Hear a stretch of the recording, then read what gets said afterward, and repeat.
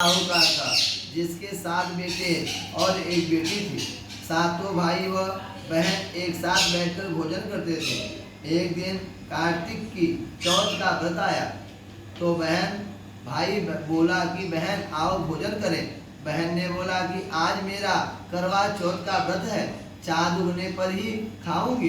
तब भाइयों ने सोचा कि चांद उगने तक बहन भूखी रहेगी, तो एक भाई ने दिया जलाया, दूसरे भाई ने तलनी से उसे ढका और नकली चांद दिखा करके बहन से कहने लगे कि चल चांद उग आया, अर्घ दे दे। बहन अपनी भाभीियों से कहने लगी कि चलो अर्घ दे दो। भाभियां बोली तुम्हारा चांद उगा होगा, हमारा चांद तो रात को उगेगा। बहन ने जब अकेले ही अर्घ दिया और खाने लगी तो पहले ही ग्लास में बाल आ गया, दूसरे ग्लास में कंकड़ आया और तीसरा ग्लास मुंह की ओर किया तो उसकी ससुराल से संदेश आया कि उसका पति बहुत बीमार हो गया है, जल्दी भेजो। माँ ने तब लड़की को विदा किया और कहा कि रास्ते में जो भी मिले उसके पांव लगना और कोई सुहाग का आशीष दे तो उसके पल्ले से गांठ लगाकर उसे कुछ रुपए देना। बहन जब भाइयों से विदा हुई तो रास्ते में जो मिला उसने यही आशीष दी कि तुम 7 भाइयों की बहन, तुम्हारे भाई सुखी रहे और तुम उनका सुख देखो। सुहाग का आशीष किसी ने भी नहीं दिया।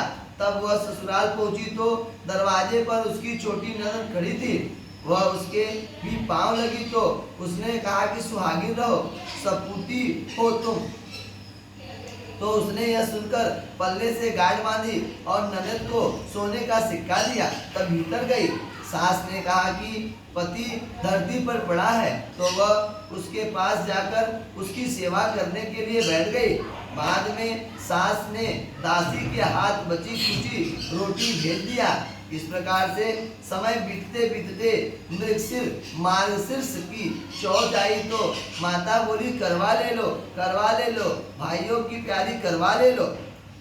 लेकिन जब उसे चौथ का माता नहीं दिखलाई दी तो वह बोली हे माता, आपने मुझे उजाड़ा तो आप ही मेरा उद्धार करोगी, आपको मेरा सुहाग देना पड़ेगा।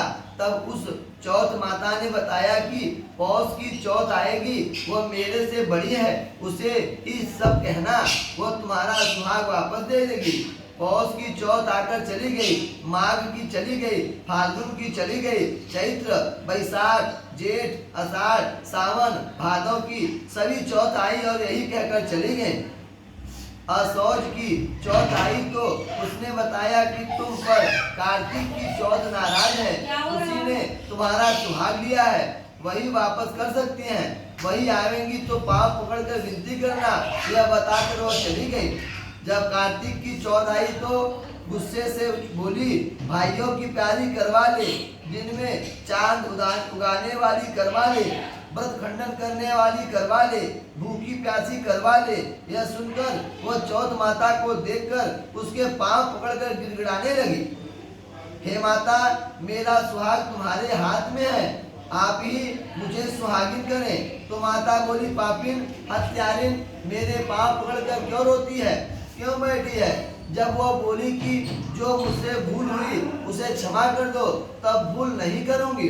तो चौथ माता ने प्रसन्न होकर आंखों से काजल, नाखूनों में से मेहंदी और टीके में से रोली निकाल करके छोटी उंगली से उसके आदमी पर छींटा दिया तो वह उठ करके बैठ गया। बोला कि आज मैं बहुत सोया।